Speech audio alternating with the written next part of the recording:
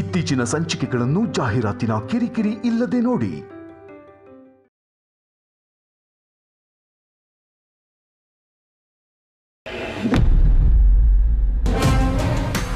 ಊರಿಂದ ನಮ್ಮ ಧರಣಿಗೋಸ್ಕರ ಹಣ್ಣು ತಿಂಡಿ ಉಪ್ಪಿನಕಾಯಿ ಎಲ್ಲ ತಂದಿದ್ದೆ. ಹಾಗೆ ನಿಮಗೂ ಕೊಟ್ಟು ಬರೋಣ ಅಂತ ಬಂದೆ.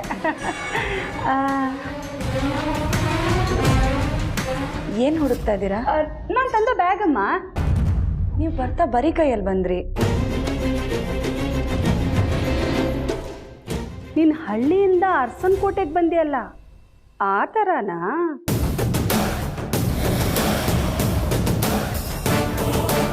ಅಯ್ಯೋ ಛೇ, ನನ್ನ ಮರುಗಿಷ್ಟು ನಿನಗೋಸ್ಕರ ಅಂತಲೇ ಎಲ್ಲಾನು ಬ್ಯಾಗಲ್ಲಿ ಹಾಕ್ಕೊಂಡು ಇಟ್ಕೊಂಡಿದ್ದೆ, ಮರ್ತೇ ಹೋಯ್ತು ನೋಡು. ಪರವಾಗಿಲ್ಲ, ನೀವು ಏನು ತಗೋತೀರಾ ಹೇಳಿ, ಮಾಡ್ಕೊಂಡು ಬರ್ತೀನಿ. ನಾನು ಕೇಳಿದ್ನೆಲ್ಲ ಮಾಡಿಕೊಡೋ ಚೈತನ್ಯ ನಿನಗಿದೆಯಾ? ಅಂದರೆ ನಿಮ್ಮ ಬಡತನ ನಿಮಗೆ, ಅದ್ರ ಮೇಲೆ ನನಗೆ ಉಪಚಾರ ಮಾಡೋ ಕಷ್ಟ ನಿಮಗೆ ಯಾಕೆ ಅಂತ. ಸರಿ ಬಿಡಮ್ಮ, ನೀನು ಬೇಜಾರು ಮಾಡ್ಕೋಬೇಡ.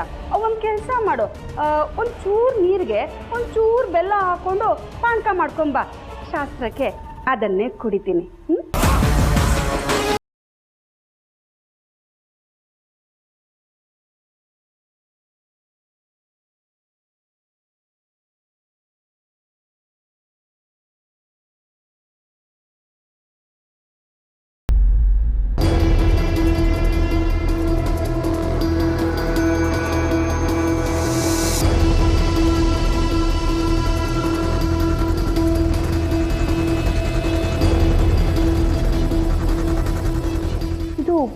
ಪಾರ್ವತಿ ಅಕ್ಕಂಗೆ ತೊಗೊಂಡು ಹೋಗಿ ಕೊಡಬೇಕು ಅಂತ ರೆಡಿ ಮಾಡಿದ ಬ್ಯಾಗ್ ಅಲ್ವಾ?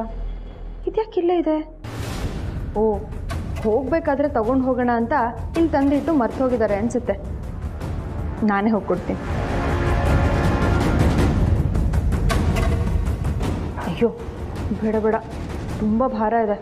ಈ ಟೈಮಲ್ಲಿ ಭಾರ ಎಲ್ಲ ಎತ್ತಬಾರ್ದು ಅಂತ ಡಾಕ್ಟ್ರ್ ಹೇಳಿದ್ದಾರೆ. ಏನು ಮಾಡೋದು? ಸಾವಿತ್ರಕ್ಕಂಗೆ ಹೇಳಿದ್ರೆ ಅವ್ರು ತಂದು ಕೊಡ್ತಾರೆ.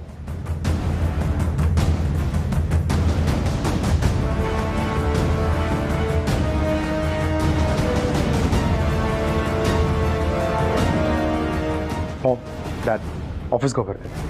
ಹೋಗ್ಬಪ್ಪ. ಸಾವಿತ್ರಕ್ಕ, ಸಾವಿತ್ರಕ್ಕ, ಜನನಿ,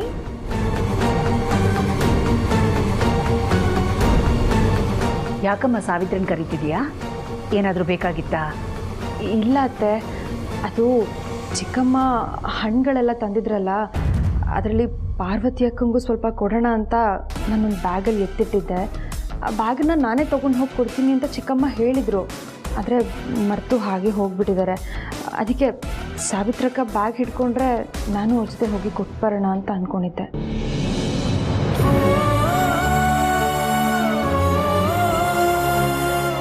ಅಲ್ಲ ಜನನಿ, ಬ್ಯಾಗ್ ತುಂಬ ಭಾರ ಇರುತ್ತೆ, ನಾನೇ ಕೊಟ್ಟು ಬರ್ತೀನಿ ಬಿಡು. ಪ್ರೀತು, ನೀನು ಆಫೀಸ್ಗೆ ಹೊರಟಿದ್ಯಾ? ನೀನು ಆಫೀಸ್ಗೆ ಹೋಗಪ್ಪ. ಜನನಿ ಚಿಕ್ಕಮ್ಮ ಅದೇನು ಹಣ್ಣು ತಿಂಡಿ ಬ್ಯಾಗ್ ಬಿಟ್ಟು ಹೋಗಿದಾರಲ್ಲ, ಅದನ್ನ ನಾನು ತಗೊಂಡೋಗಿ ಪಾರ್ವತಿ ಕೊಟ್ಟು ಬರ್ತೀನಿ.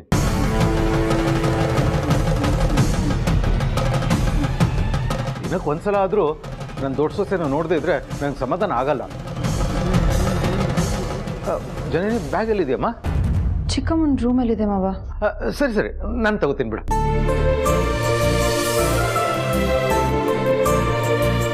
ಸರಿ ಮೋ, ನಾನು ಆಫೀಸ್ಗೆ ಹೋಗಿ ಬರ್ತೀನಿ. ಹೋಗ್ಬಪ್ಪ.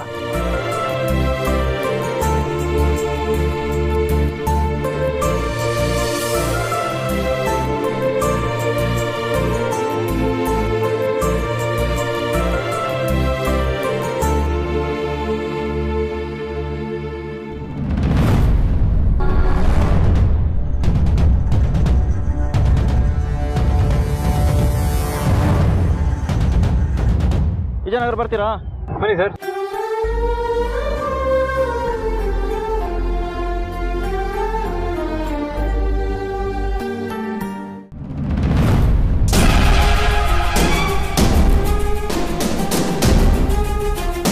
ನಿನ್ನ ಬಗ್ಗೆ ನಾನು ತಕ್ಕ ಮಟ್ಟಿಗೆ ತಿಳ್ಕೊಂಡಿದ್ದೀನಿ.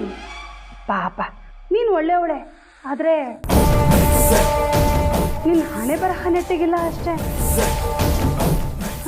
ಬರೀ ಒಂದು ದಾಸವಾಳ ಗಿಡ ಇಟ್ಕೊಂಡು ಅಪ್ಪನ ನೋಡಕ್ಕೆ ಅಂತ ಅರಸನ್ ಕೋಟೆಗೆ ಬಂದೆ. ಹಾಗೆ ಅಪ್ಪ ಕೆಲಸ ಮಾಡೋ ಅರಮನೆಯಲ್ಲಿ ನೀನು ಕೆಲಸನ ಗಿಟ್ಟಿಸ್ಕೊಂಡೆ. ಆಮೇಲೆ ಆ ಅರಮನೆ ಯುವರಾಜನ್ನೇ ಪಟಾಯಿಸ್ಕೊಂಡು ಮದುವೆನೂ ಮಾಡ್ಕೊಂಡೆ. ಹಾಗಂತ ನಾನ್ ಚುಚ್ಚುತ್ತಾ ಇಲ್ಲಮ್ಮ, ಜನ ಆ ರೀತಿ ಮಾತಾಡ್ಕೊಳ್ತಾ ಇರೋದು.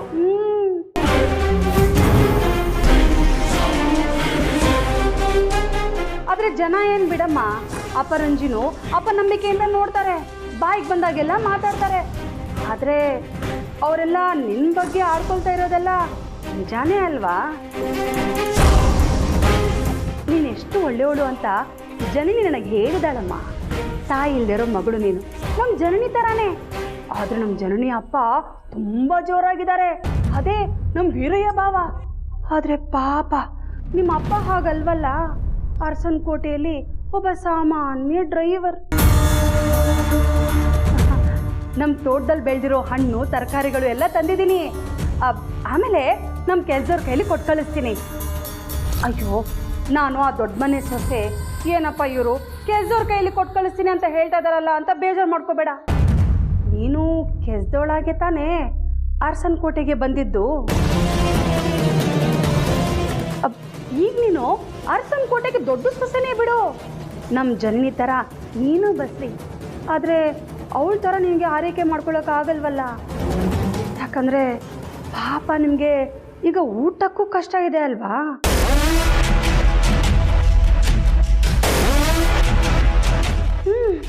ನಿನ್ನ ಗಂಡ ಆದಿತ್ಯ ಆ ಅರಮನೆಯಲ್ಲಿ ರಾಜನ್ ಥರ ಇರಬೇಕಾದವನು. ಆದರೆ ನಿನ್ನನ್ನು ಅದು ಯಾವ ಗಳಿಗೆಯಲ್ಲಿ ಮದುವೆ ಆದ್ನೋ ಏನೋ, ಈಗ ಆಟೋ ಓಡಿಸಿದ್ರೇ ಅನ್ನ.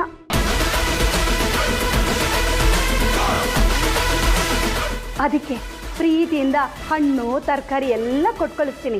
ನಿಮಗೆ ಏನು ಬೇಕೋ ಅದನ್ನು ಮಾಡ್ಕೊತೀನಿ, ಸರಿನಾ?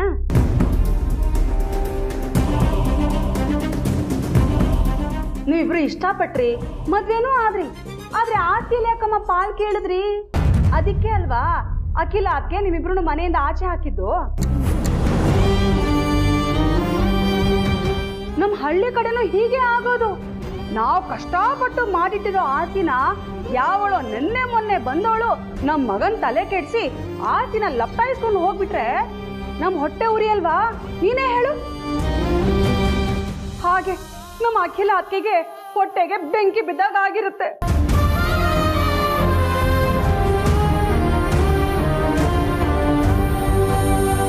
ಮನೆಗೆ ದೀಪ ಹಚ್ಚಿ ಬೆಳಗ್ಬೇಕಾದವಳು ಮನ್ಸಿಗೆ ಬೆಂಕಿ ಇಟ್ಟು ಉರಿಸ್ಬಿಟ್ಟಿಯಲ್ಲಮ್ಮ, ಇದು ಸರಿನಾ?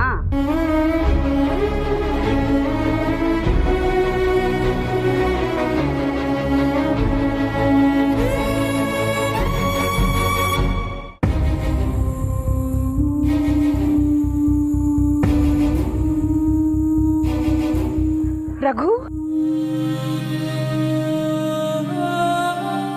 ಏನಕ್ಕಿಲ್ಲ? ದೊಡ್ಡ ಸೊಸೆನ ದಿವ್ಸಕ್ಕೊಂದ್ಸಲ ಆದರೂ ನೋಡಬೇಕು ಅನ್ನೋ ಆಸೆ ನಿಮಗೆ ಮಾತ್ರನೇ ಇರೋದು, ನನಗಿಲ್ವಾ? ಅವಳ ಹತ್ರ ಕೇಳಿ ನೋಡಿ, ಅವಳಿಗೆ ಎಲ್ಲಾದರೂ ಹೋಗಬೇಕು ಅನ್ನಿಸ್ತಿದ್ಯಾ? ಪ್ರಕೃತಿ ನೋಡೋದಕ್ಕೆ ಅಥವಾ ಬೇರೆ ಊರು ನೋಡೋದಕ್ಕೆ, ಅದನ್ನೆಲ್ಲ ಕೇಳಿ.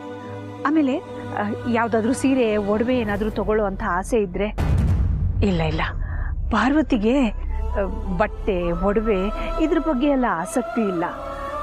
ಆದರೆ ಅವಳಿಗೆ ಏನು ಬೇಕು ಅನ್ನೋದನ್ನು ನೀವು ಪ್ರತಿಯೊಂದನ್ನು ಕೇಳಿ ಕೇಳಿ ತಿಳ್ಕೊಳ್ಳಿ. ನಾನು ಅವ್ರ ಮನೆ ಹೊರಗೆ ನಿಂತ್ಕೊಂಡು ಎಲ್ಲನೂ ಕೇಳಿಸ್ಕೋತೀನಿ. ಆ ಭಗವಂತ ನಮಗೆ ಅವಳ ಎಲ್ಲ ಆಸೆಗಳನ್ನು ಈಡೇರಿಸೋ ಶಕ್ತಿನ ಕೊಟ್ಟಿದ್ದಾನೆ. ನೀವು ಕೇಳಿ ರಘು, ನಾನು ಹೊರಗೆ ನಿಂತ್ಕೊಂಡು ಕೇಳಿಸ್ಕೋತೀನಿ. ಆಮೇಲೆ ನಮ್ಮ ದೊಡ್ಡ ಸೊಸೆ ಆಸೆನೆಲ್ಲ ಪೂರೈಸೋದಕ್ಕೆ ಅವಳ ಪ್ರೀತಿ ಅತ್ಯಮ್ಮ ಆಗಿ ಏನೇನು ಮಾಡಬೇಕು ಎಲ್ಲನೂ ಮಾಡ್ತೀನಿ.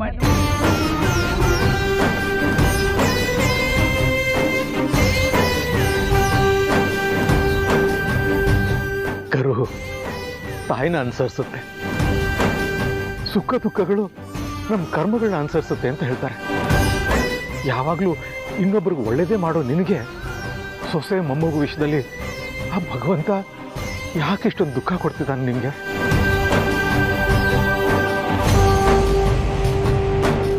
ನೀನು ಆತ್ಮೀಯರ ಮನೆಗೆ ಹೋಗ್ಬೇಕಂದ್ರೆ ಅವ್ರು ನಿನ್ನನ್ನು 10 ಸಲ ಕರಿಬೇಕು.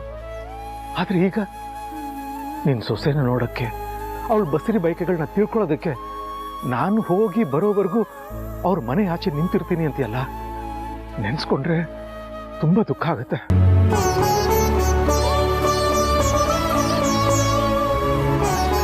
ಸಂತೋಷ ಪಡಬೇಕಾಗಿರೋ ವಿಷಯಕ್ಕೆ ಯಾಕೆ ಇಷ್ಟೊಂದು ಫೀಲ್ ಮಾಡ್ಕೋತಿದ್ದೀರಾ ರಘು? ನಾನು ಪದೇ ಪದೇ ಹೋಗಿ ನಿಲ್ತಾ ಇರೋದು ಯಾರ ಮನೆ ಮುಂದೆ ಹೇಳಿ? ಹನುಮಂತು ಮನೆ ಮುಂದೆ. ಹನುಮಂತು ನನಗೆ ತಮ್ಮನ ಸಮಾನ. ಪಾರ್ವತಿಗೆ ಹೇಗೆ ಹನುಮಂತು ಮನೆ ತವ್ರ ಮನೆನೋ ಹಾಗೆ ನನಗೂ ತವ್ರ ಮನೆ.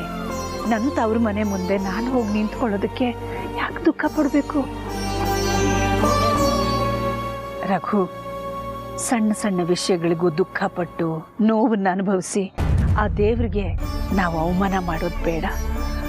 ಸಂತೋಷ ಪಡೋದಕ್ಕೆ ಆ ದೇವರು ನಮಗೆ ಸಾಕಷ್ಟು ಅವಕಾಶಗಳನ್ನು ಕೊಟ್ಟಿದ್ದಾನೆ. ನಿಜ. ಆದರೆ ಆ ಸಂತೋಷನ ಸಹಜವಾಗಿ ವ್ಯಕ್ತಪಡಿಸೋದಕ್ಕೆ ಸ್ವಾತಂತ್ರ್ಯ ಕೊಟ್ಟಿಲ್ವಲ್ಲ.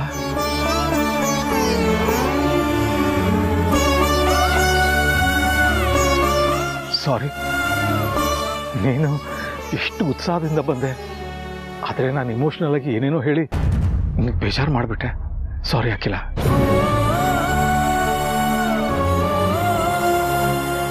ಸರಿ, ಹೋಗೋಣವಾ ಪಾರ್ವತಿನ ಅವಳ ಹೊಟ್ಟೆಲಿರೋ ನಮ್ಮ ಮೊಮ್ಮಗುನ ನೋಡೋದಕ್ಕೆ? ಬಾ ಹೋಗೋಣ.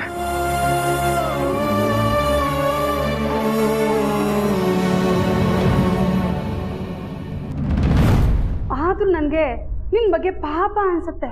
ಅರಸನ್ ಕೋಟೆಗೆ ಸೊಸೆ ಆದಾಗ ಅಂಗೈಯಲ್ಲಿ ಅರಮನೆ ಸಿಕ್ಕಷ್ಟು ಖುಷಿಯಾಗಿರ್ಬೇಕು.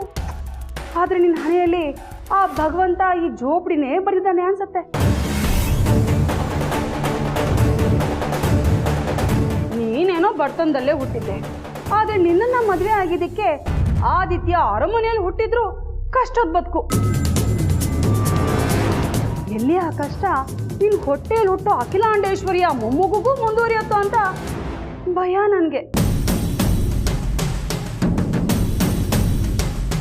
ನಿನಗಾಗ್ಲಿ ಆದಿತ್ಯಂಗಾಗ್ಲಿ ಒಂದು ಅಸ್ತಿತ್ವ ಅನ್ನೋದೇ ಇಲ್ವಲ್ಲಮ್ಮ. ಬೇರೆಯವ್ರ ಹಂಗಲ್ಲಿ ಬದುಕೋದೇ ನಿಮ್ ಜೀವನ ಆಗ್ಬಿಡತ್ತೇನೋ ಅಂತ ನನಗನ್ನಿಸ್ತಾ ಇದೆ.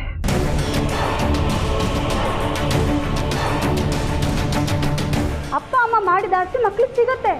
ಹಾಗೆ ಅಪ್ಪ ಅಮ್ಮ ಕಷ್ಟದಲ್ಲಿ ಮುಳುಗಿದ್ರೆ ಮಗುಗೂ ಅದೇ ತಾನೇ ಸಿಗೋದು.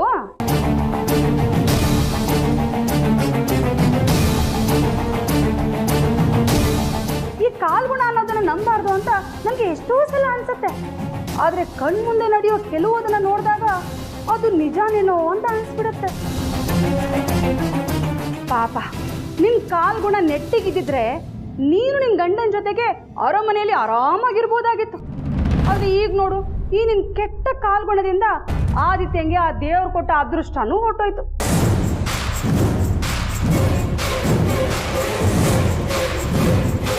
ಅರಮನೆ ಕಣ್ಮುಂದೆನೇ ಇದೆ, ಆದ್ರೆ ಮನೆ ಮಗ ಆದಿತ್ಯ ಅರಮನೆ ಮುಂದೆ ವಾಸ ಮಾಡ್ತಾ ಇರೋ ಭಿಕ್ಷುಕಂತರ ಆಗ್ಬಿಟ್ಟಿದ್ದಾನೆ. ಒಟ್ನಲ್ಲಿ ನೀನ್ ಕಾಲಿಟ್ಟ ಕಡೆಗೆ ಬಡತನ ಕಟ್ಟಿಟ್ಟ ಬುತ್ತಿ ಅನ್ಸತ್ತೆ. ನಿನಗೆ ಏಳಿಗೆ ಅನ್ನೋದೇ ಇಲ್ಲ ಅನ್ಸತ್ತೆ. ಕೆಲ್ಸೋಳ್ ಹಾಗೆ ಬಂದೆ, ಕೆಲ್ಸೋಳ್ ತರಾನೇ ಬದುಕ್ತಾ ಇದೆಯಾ. ನೀನ್ ಹೊಟ್ಟೆಲ್ ಹುಟ್ಟೋ ಮಗುನು ಬಡತನದಲ್ಲೇ ಸಾಯತ್ತೆ ಅನ್ಸತ್ತೆ. ಸಾಕು, ನಿಲ್ಸಿ.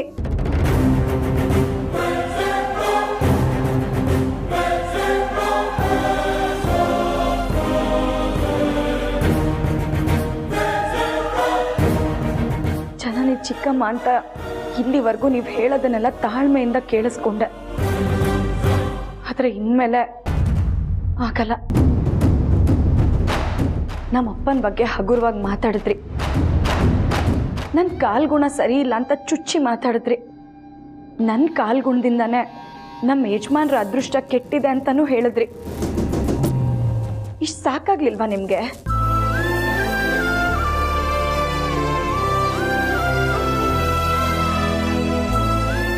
ನನ್ನ ಮಗು ಇನ್ನ ಹೊಟ್ಟೆಲಿದೆ. ಅದು ಹುಟ್ಟೋ ಕ್ಷಣದ ಸಂಭ್ರಮಕ್ಕೋಸ್ಕರ ನಾವೆಲ್ಲರೂ ಕಾಯ್ತಾ ಇದ್ದೀವಿ. ಆ ಮಗು ಹುಟ್ಟೋಕ್ಕೂ ಮುಂಚೆ ಅದ್ರ ಸಾವಿನ ಬಗ್ಗೆ ಮಾತಾಡ್ತಾ ಇದ್ದೀರಲ್ಲ, ಮನುಷ್ಯರು ಆಡೋ ಮಾತಾ?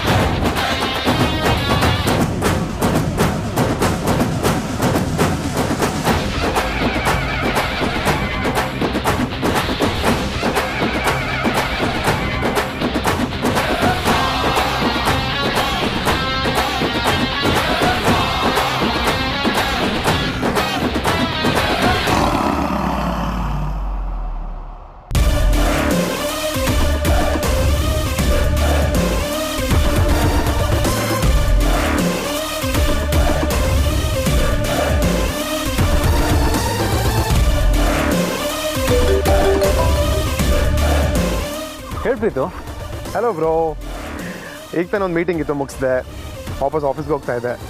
ಹಾಗೆ ನನ್ನ ಹತ್ರ ಮಾತಾಡೋಣ ಅಂತ ಅನಿಸ್ತು, ಅದಕ್ಕೆ ಕಾಲ್ ಮಾಡಿದೆ. ಹೌದಾ? ಮತ್ತೆ ಬ್ರೋ, ಆಟೋ ಡ್ರೈವರ್ ಕೆಲಸ ಎಂಜಾಯ್ ಮಾಡ್ತಿದ್ದೆ ತಾನೆ? ಹೌದು ಪ್ರೀತು, ನನಗೆ ಈ ಆಟೋ ಡ್ರೈವರ್ ಕೆಲಸ ಆಯ್ಕೆ ಮಾಡ್ಕೊಂಡಿದ್ದಕ್ಕೆ ತುಂಬ ತೃಪ್ತಿ ಇದೆ. ಮೊದಲೆಲ್ಲ ಆಗಿದ್ರೆ ಬರೀ ಮನೆ, ಆಫೀಸು, ಕೆಲಸ, ಮೀಟಿಂಗ್ಸು, ಡೆಲಿಗೇಟ್ಸು ಇಷ್ಟೇ ಆಗಿತ್ತು. ಈ ಆಟೋ ಡ್ರೈವರ್ ಆದಮೇಲೆ ನನಗೆ ತುಂಬ ಜನಗಳ ಕಷ್ಟಕ್ಕೆ ಸ್ಪಂದಿಸೋ ಅವಕಾಶ ಸಿಗ್ತಾ ಇದೆ. ಆಟೋ ಡ್ರೈವರ್ ಕೆಲಸ ಅಂದರೆ ಪುಣ್ಯದ ಕೆಲಸ ಪ್ರೀತು. ಯಾರಾದರೂ ಡ್ರಾಪ್ ಕೇಳಿದ್ರೆ ಡ್ರಾಪ್ ಕೊಡೋದಕ್ಕೆ ಹಿಂದೆ ಮುಂದೆ ನೋಡುವಂಥ ಕಾಲ ಇದು. ಅಂಥದ್ರಲ್ಲಿ ನಾವು ಆಟೋ ಡ್ರೈವರ್ಗಳು ಜನ ಹೇಳಿದ ಕಡೆ ಕರ್ಕೊಂಡು ಹೋಗಿ ಸೇಫಾಗಿ ಬಿಡ್ತೀವಿ.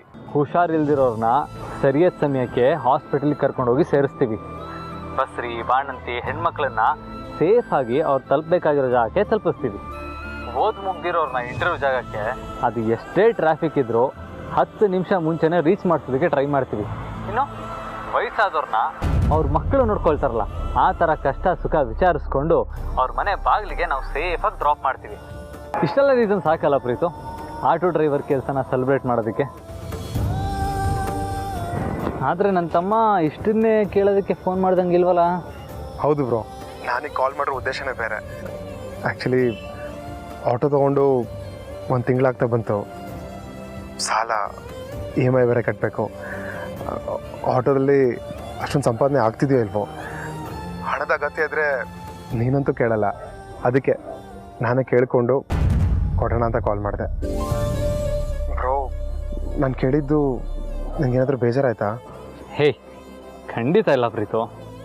ಹಾಗಾದರೆ ಆಟೋ ಸಾಲ ಕಟ್ಟೋಕ್ಕೆ ದುಡ್ಡು ತಂದು ಕೊಡಲಾ? ಹೇ, ಬೇಡ ಬೇಡ ಪ್ರೀತು, ಇವಾಗ ನಂಗೆ ಚೆನ್ನಾಗೇ ಸಂಪಾದನೆ ಆಗ್ತಾ ಇದೆ.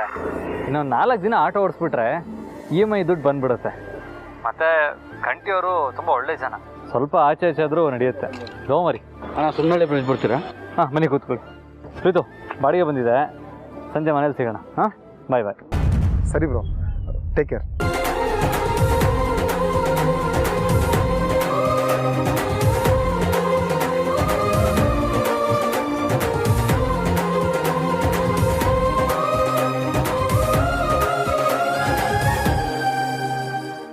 ಯಾಕೆ ನಾನು ಬರ್ತಿದ್ದ ಹಾಗೆ ಸೈಲೆಂಟ್ ಆಗಿಬಿಟ್ರಿ ಇಬ್ರು?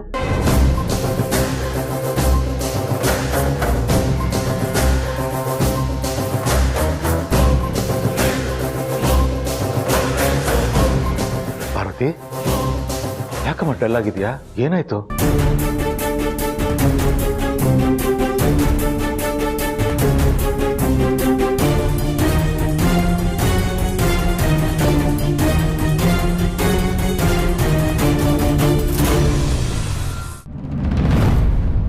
ಪಾರ್ವತಿ, ಯಾಕಮ್ಮ ಕಣ್ ತುಂಬಿಕೊಂಡಿದ್ಯಾ?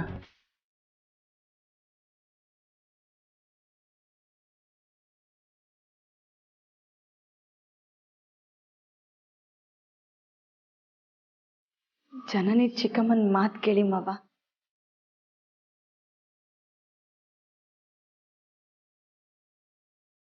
ತುಂಬಾನೇ ಅಕ್ಕರೆಯಿಂದ ಮಾತಾಡ್ಸಿದ್ರು. ಇವ್ರ ಮಾತು ಕೇಳ್ತಾ ಕೇಳ್ತಾ ನಮ್ಮಮ್ಮನೇ ನನಗೆ ನೆನಪಿಗೆ ಬಂದರು ಮಾವ. ಅಮ್ಮ ಹೀಗೆ ಬದುಕಿರ್ಬೇಕಿತ್ತು ಮಾವ.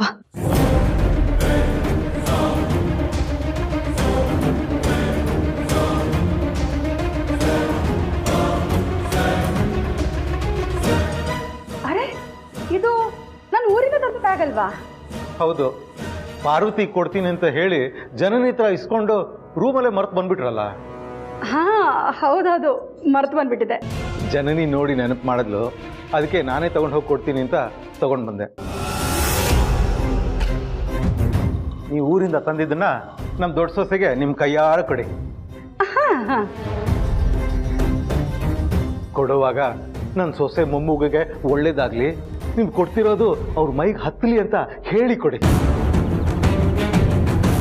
ಬೇಡ ಮಾವ, ಪಾಪ ಅವರು ಜನನಿಗೋಸ್ಕರ ಅಷ್ಟು ದೂರದಿಂದ ತಗೊಂಬಂದಿದ್ದಾರೆ. ಜನನಿಗೆ ತಗೊಂಡು ಹೋಗಿ ಕೊಡಿ. ಅಯ್ಯೋ ಪಾರ್ವತಿ, ಜನನಿಗೆ ಅಲ್ಲಿ ಬೇಕಾದಷ್ಟಿದೆ. ನಮ್ಮ ಪಾರ್ವತಿ ಅಕ್ಕನಿಗಿದು ಸೇರ್ಬೇಕಾದು ಅಂತ ಅವಳೇ ಕೊಟ್ಟು ಕಳಿಸಿದಾಳೆ. ರತ್ನವೇಣಿ ಅವರೇ, ನೀವು ಕೊಡಿ. ತಗೊಳಮ್ಮ. ಅರೆ, ಹಾಗೆ ಕೊಟ್ರೆ ಹೇಗೆ? ನಾನು ಹೇಳಿದ್ನಲ್ಲ, ಆ ರೀತಿ ಹೇಳಿಕೊಡಿ.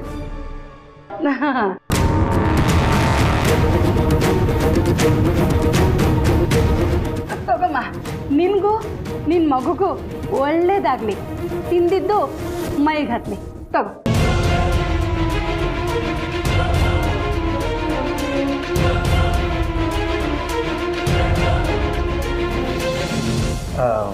ಮತ್ತೆ ಪಾರ್ವತಿ, ಇನ್ನೇನು ಬೇಕು ಕೇಳಮ್ಮ. ಈ ಕ್ಷಣಕ್ಕಂತೂ ನಂಗೇನು ಬೇಕು ಅಂತ ಅನ್ನಿಸ್ತಾ ಇಲ್ಲ ಮಾವ. ಹಾಗಂದ್ರೆ ಹೇಗಮ್ಮ? ಏನಾದರೂ ಒಂದು ಕೇಳಲೇಬೇಕು. ಹಾಗೇನಾದರೂ ಬೇಕು ಅಂದರೆ ನಾನೇ ಕೇಳ್ತೀನಿ, ದಯವಿಟ್ಟು ತಪ್ಪು ತಿಳ್ಕೊಬೇಡಿ. ಸರಿನಮ್ಮ, ಹಾಗಾದರೆ ನಾನು ಹೊರಡ್ತೀನಿ, ನೀವು ಬನ್ನಿ.